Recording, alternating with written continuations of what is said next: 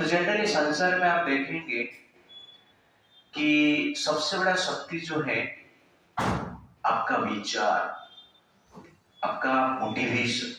तो आजकल सब लोग क्या चाहते हैं? मोटिवेशन चाहते हैं।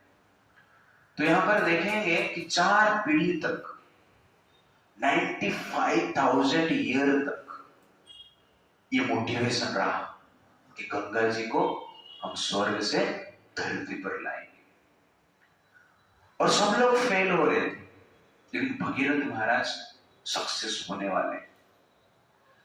तो ये विचार का भी ट्रांसमिशन होता है।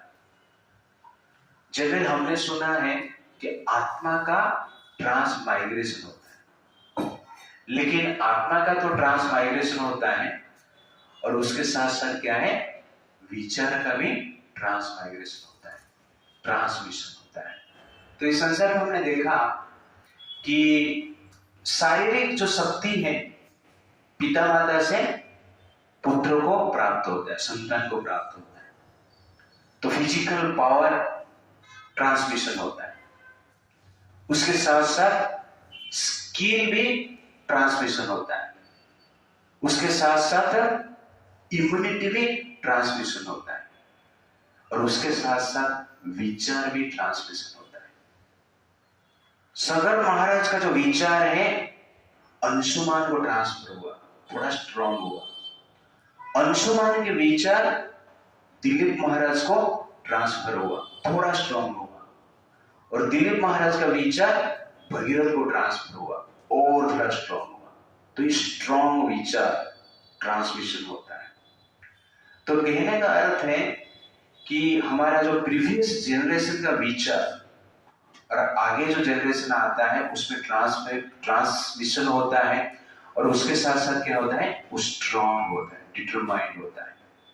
तो यहां पर देखा जाता है कि दिलीप महाराज तपस्या करने के लिए नहीं गए, और सगर महाराज भी तपस्या करने के लिए नहीं गए। वो सिर्फ प्लान कर रहे थे, क्या करेंगे, चिंता कर रहे थे। तपस्या केवल अंशुमान ने किए और भगीरथ ने किए, और भगीरथ जी डिटर्मिनेशन के साथ किए। अंशुमान ने 32,000 ईयर तपस्या की, और भगीरथ महाराज ने 1000 वर्ष तपस्या की। तो कहने का अर्थ है कि विचार जो है ट्रांसमिशन होता है। इसलिए एक सभ्यता को नष्ट करने के लिए और एक कल्चर को नष्ट करने के लिए सबसे बेस्ट उपाय क्या है? उसका जो विचार को ही नष्ट कर दो, तब जाके सभ्यता अपने आप नष्ट हो जाए। तो ये जनरली ब्रिटिशर्स ने प्रयास किया। तो मेकोले ने देखा कि इनका विचार को जब तक हम मारेंगे नहीं, तब तक जनरली इस देश को हम शासन नहीं कर सकते। इसलिए विचार को नष्ट करने के लिए मेकोले ने इतिहास लिखा, संस्कृत स्टडी किया, वेद का ट्रांसलेशन किया। आज भी मेकोले का ट्रांसलेशन अधिक लोग पढ़ते हैं जो गलत ट्रांसलेशन किया है, और गुरुकुल को बंद किया, बैन किया। उस समय में मेकोले के टाइम पे, ब्रिटिश के टाइम पे 2 लाख से भी ज्यादा गुरुकुल भारत में थे, और कोई भी जनरली अनपढ़ नहीं थे, सबको संस्कृत पता था, वेद शास्त्र का ज्ञान था। तो इसलिए विचार को नष्ट करने के लिए मेकोले ने इस प्रकार ट्राई किया, और धीरे धीरे वो विचार नष्ट हो। और अभी जो इतिहास हम पढ़ रहे हैं, गुलामी का इतिहास पढ़ रहे हैं, और जिसके कारण अपना जो संस्कृति है उसके प्रति हमारा गर्व नहीं है। इसलिए ये विचार धीरे धीरे जनरेशन टू जनरेशन वीक हो गया। जैसे राम मंदिर बना, लेकिन 1992 में कार सेवा हो और वहां पर लाखों हिंदू पहुंचे और गुम्बद को तोड़ दिए। उस समय वो पावर था, वो डिटर्मिनेशन था, वो विचार उनके हृदय में प्रभावित हो रहा था। लेकिन आज आपको कहा जाएगा कि अभी मथुरा भी बाकी, ज्ञान भी बाकी।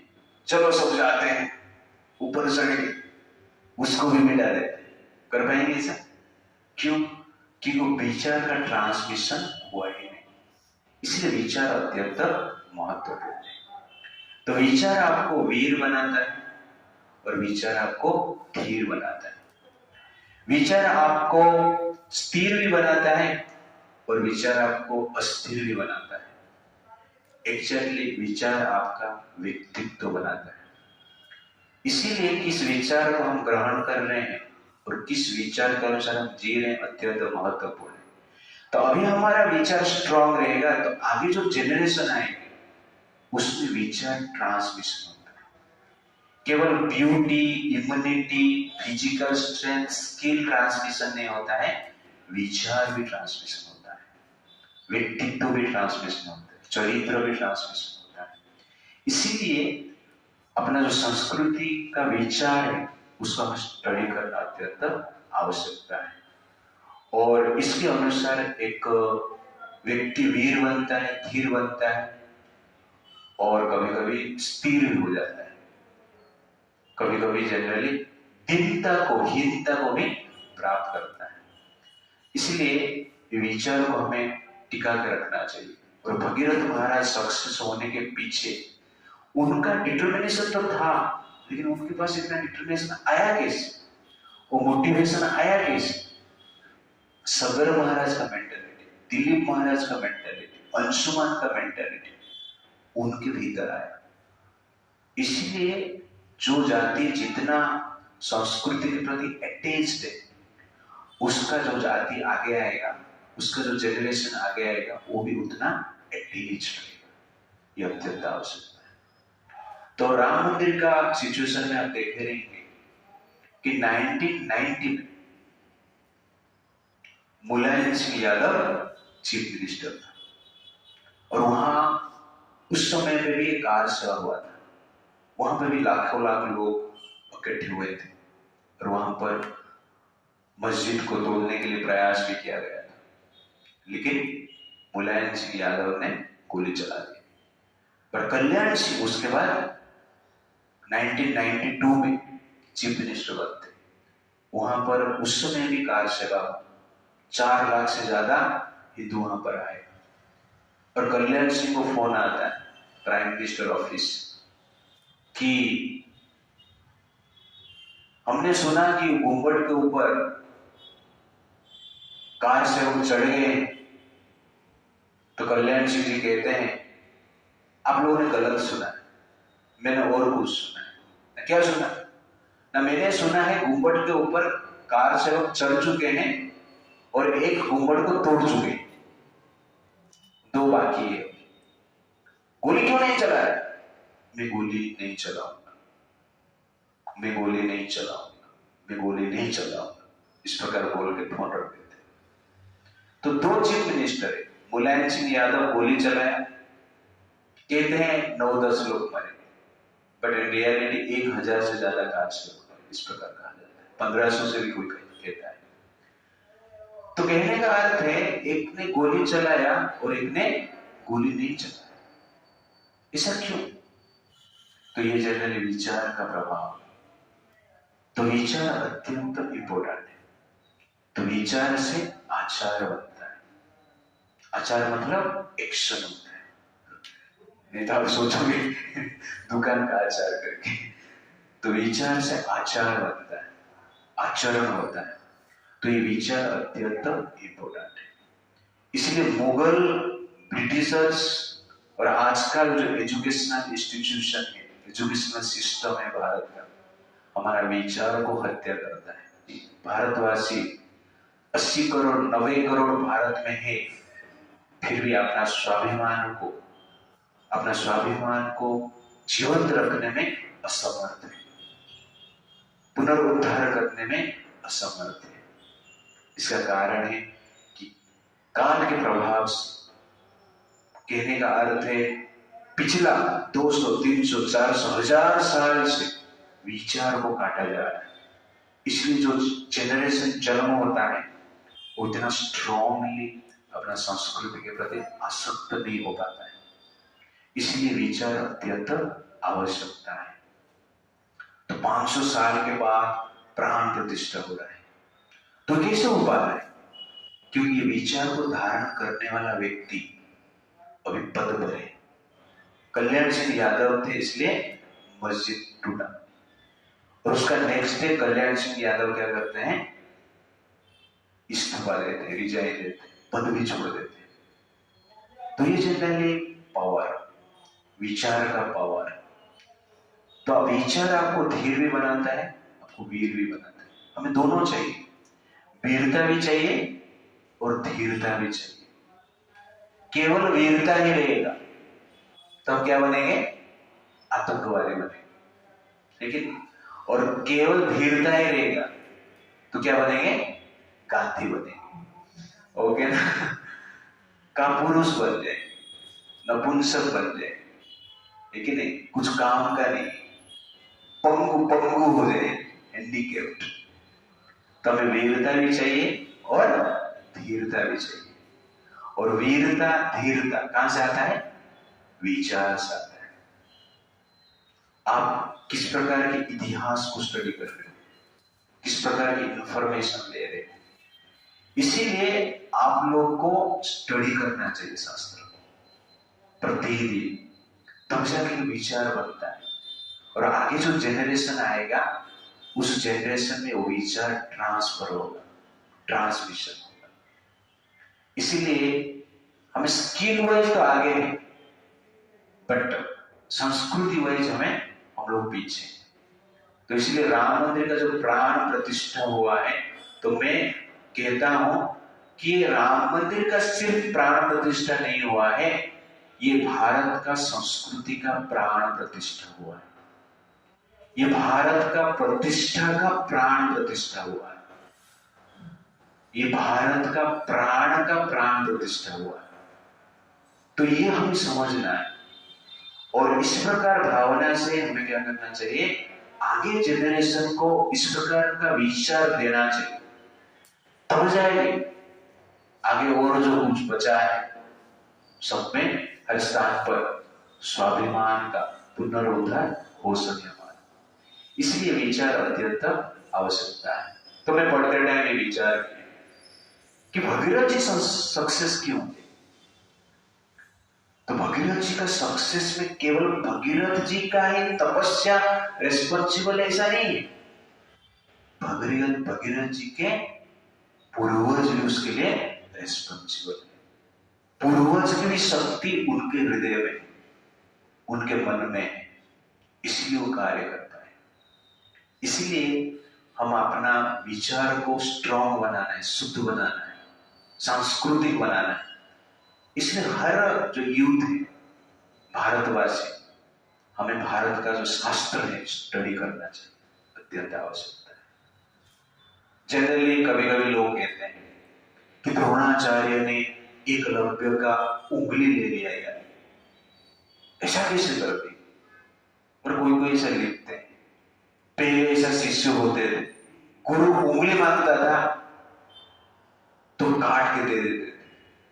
आजकल ऐसा शिष्य हो रहे, गुरु कहते हैं नाखून काट ली तो भी नहीं काटते उंगली की बात छोड़ दीजिए। You understand the point.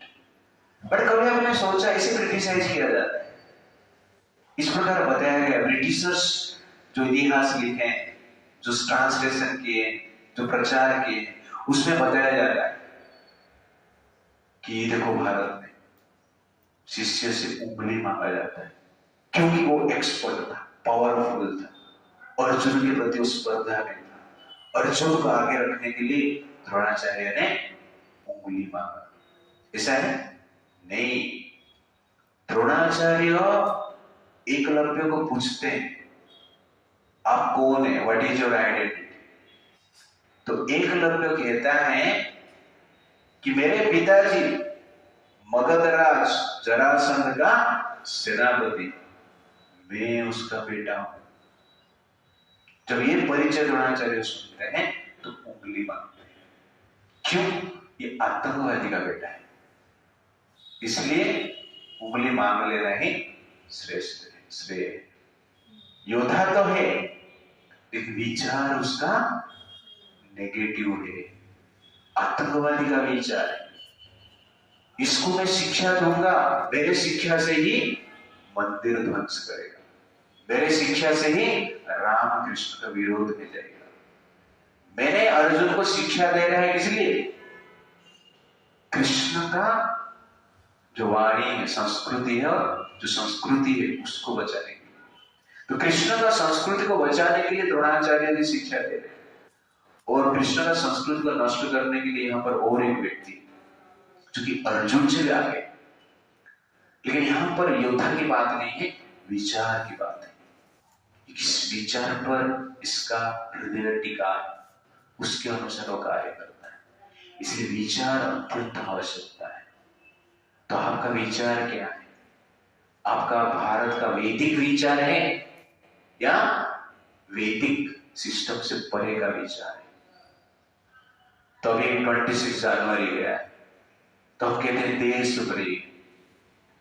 तो मेरे हिसाब से ओरिजिनल देश प्रेम ये है जिसके हृदय में राम के प्रति प्रेम है, कृष्ण के प्रति प्रेम है, वास्तव में वो देश प्रेमी है। राम कृष्ण के प्रति प्रेम नहीं है लेकिन कहता है कि मैं देश प्रेमी हूं, तो मेरे हिसाब से वो देश प्रेम नहीं है, वो विदेश प्रेम है। क्यों? क्योंकि हमारे संस्कृति के विरोध में। तो इसीलिए ये विचार अत्यंत आवश्यकता है और विचार ट्रांसमिशन होता है। मैं ये पॉइंट आप लोगों को इसलिए बता रहा हूं कि अब युद्ध है, आपका विचार आगे जाके हमारा जेनरेशन बनाएगा। तो हमारा जेनरेशन आगे जाके स्ट्रॉन्ग होगा, वीक होगा, आपके विचार के ऊपर डिपेंड करता है। सांस्कृतिक होगा और अपसांस्कृतिक होगा, आपका विचार के ऊपर डिपेंड करता है।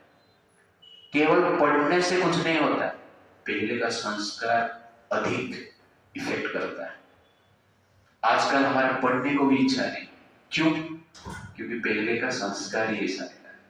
पर ऐसे हमें ट्राई करना चाहिए, तो आगे जाके एक जनरेशन के बाद, 2 जनरेशन के बाद जैसे स्ट्रॉन्ग विचारशील व्यक्ति हो जो कि हमारा संस्कार और संस्कृति को रक्षा करे। समझ रहे हैं ना? तो इसी तरह आप लोग शास्त्र पढ़ो। हमारा ग्रुप में से एक जन ही शास्त्र पढ़ता है। कौन है? मैं ही पढ़ता हूं। ओके, ज्यादातर लोग पढ़ने में नहीं देखा। इसमें थोड़ा समय निकल के पढ़िए। जैसे प्रतिदिन आहार लेते हैं ना, वैसे शास्त्र का भी आहार लीजिए, मन को और विचार को स्ट्रॉन्ग बनाने के लिए। That is the point.